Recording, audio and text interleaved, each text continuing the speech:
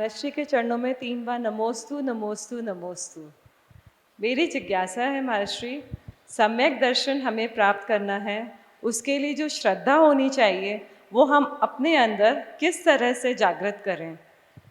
मेरी शंका का समाधान करिए महाराज श्री। नमोस्तु नमोस्तु नमोस्तु। श्रद्धा बढ़ाना, सच बात है, किसी भी खोटी श्रद्धा को छोड़कर के सच्ची श्रद्धा बढ़ाना ये अपने आप में महान पुरुषार्थ हुआ करता है।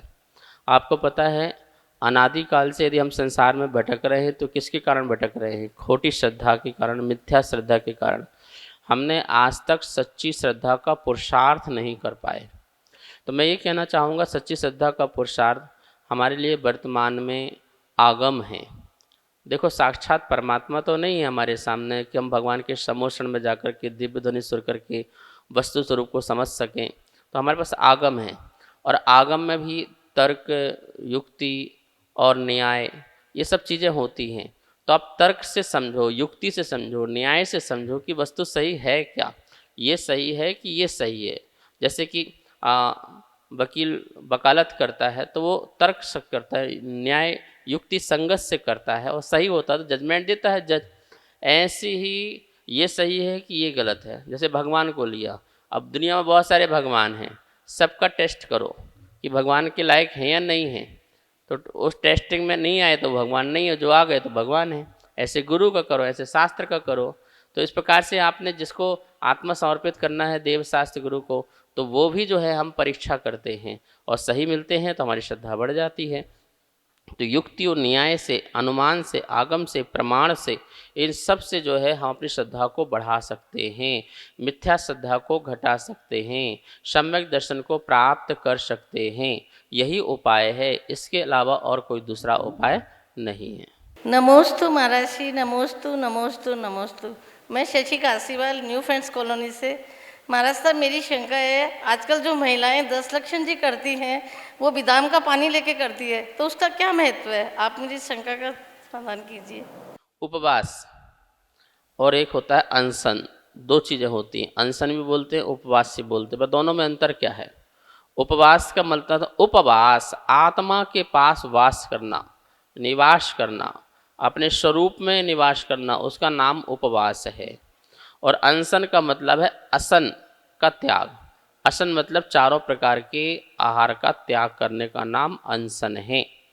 अब लोगों की थोड़ी शक्ति नहीं होती है, तो लोग क्या कहते हैं कि हम मात्र जल से कर लेंगे, कुछ कहते हैं हम जल के साथ साथ बादाम ले लेंगे, उससे कर लेंगे। कुछ लोग होते हैं कि नहीं, हम जो है और भी फल आदि लेके कर लेंगे।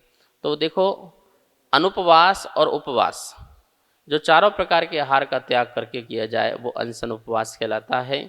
और अनुपवास मतलब मात्र जल लेकर के, मात्र सिर्फ और सिर्फ जल लेकर किया जाता है, उसमें बादाम आदि भी नहीं होता है, वो अनुपवास कहलाता है, मात्र जल लेकर के। लेकिन फिर भी अपनी शक्ति के सामर्थ्य के अनुसार जो है व्रतों को उठाना चाहिए। आपकी जैसी शक्ति सामर्थ्यता हो उसके अनुसार आप व्रतों को उठाइए, मतलब कि संकल्प लीजिए, ठीक है ना। अब रही बात फल की, तो निश्चित है जो उपवास करेगा, जो अनशन करेगा, उसको फल ज़्यादा मिलेगा, उसकी आसक्ति ज़्यादा घटी है। जिसने जल लिया है तो उसकी थोड़ी सी आसक्ति कम घटी है, किसी ने बादाम लिया है तो उसकी और भी आसक्ति कम घटी है। तो जितनी आसक्ति घट जाएगी उतना उसको फल मिलेगा, उतनी उसकी कर्म की निर्जरा होगी। तो आपके पास शक्ति हो तो निर्जल करें, शक्ति ना हो तो जल युक्त भी व्रत आदि कर सकते हैं। महाराज श्री नमोस्तु नमोस्तु नमोस्तु। महाराज श्री, मेरा प्रश्न है, हमारे बच्चे जैसे विदेश में रहते हैं तो कभी कभी जब आते हैं तो हमसे ये प्रश्न पूछते हैं कि आपके महाराज जो है वस्त्र क्यों नहीं पहनते, तो उनको क्या जवाब दिया जाए? दिगंबर साधु जो हैं वो निर्वस्त्र रहते हैं, क्योंकि वस्त्र एक परिग्रह है, और देखा जाए इस वस्त्र के कारण ही सारा संसार हमारा बस जाता है। एक वस्त्र के कारण पूरा परिवार, पूरा परिग्रह जुड़ जाता है। इसलिए बहुत सारे विकल्प पैदा होने लगते हैं, चिंताएं होने लगती हैं। वस्त्र की चिंता मतलब पूरे गृहस्थपने की चिंता है। अब गृहस्थ की चिंता, वस्त्र की चिंता रहेगी तो निर्विकल्पता नहीं हो पाएगी, और जब निर्विकल्पता नहीं हो पाएगी तो कर्मों की निर्जरा नहीं होगी, पाप का बंध नहीं होगा, संसार का आश्रय होता रहेगा। इसलिए साधु संत लोग वस्त्र भी नहीं पहनते हैं, जिस अस्त वस्त्र गृहस्थ इन तीनों से रहित होना पड़ता है, तभी चिंताओं से मुक्त हो पाते हैं। तो समस्त चिंताओं से मुक्त होने का उपाय के लिए वस्त्र। और बताइए, आपका जन्म हुआ तो वस्त्र पहन के हुआ था? नहीं हुआ था ना, नग्न आए थे। तो नग्न ये स्वरूप है। पृथ्वी नग्न है, जानवर नग्न है, पेड़ पौधे नग्न है, आकाश नग्न है, प्रकृति की एक एक चीज नग्न है, कोई चीज ढकी थोड़ी है। हम तो अपनी वासनाओं को ढकते हैं। वस्त्र क्या है? वासनाओं को ढकने का एक उपाय है। बाथरूम में वस्त्र उतारना वासना का प्रतीक है, समाज के सामने वस्त्र उतारना साधना का प्रतीक है। तो ये साधना है। इसलिए निर्गंथ साधु क्या होते हैं? वस्त्र रहित होते हैं। जिन्हें खौफ हो वो रखे करें अस्त्र और शस्त्र, जो कुरूप हो वो ओढ़ा करें सुंदर सुंदर वस्त्र। हम तो सर्वांग सुंदर हैं, इसलिए तो दिगंबर हैं, इसलिए दिगंबर हैं। तो दिगंबर साधु सर्वांग सुंदर है, उसे अपनी विकार को ढाकने के लिए वस्त्र की जरूरत नहीं पड़ा करती है। तो निर्विकार होने के लिए निर्वस्त्र होना अत्यंत जरूरी है। विकल्पों से मुक्त होने के लिए, निर्विकल्प होने के लिए हमें जो है वस्त्र रहित होना पड़ता है। इसलिए दिगंबर साधु जो है वस्त्र रहित होते हैं।